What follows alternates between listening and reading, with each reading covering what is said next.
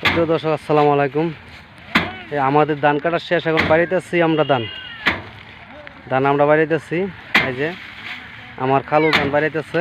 এই যে দেখেন কি বাড়ি মারে, ছোটো ভাড়া মহিষটা টুক্কার দেখছেন কিবা বাড়ি মারে দেখেন। আর ইনি হচ্ছে বড় ভাই, যে মোট আনতে টাইন না। এই যে ধান দেখেন কত সুন্দর ধান, এই যে দেখেন কত সুন্দর ধান। ইনশাল্লাহ ফসল ভালো হয়েছে।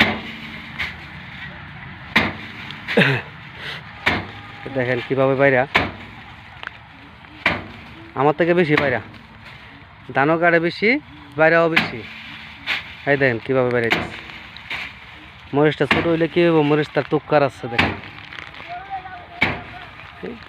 এই এই এই যে দেখেন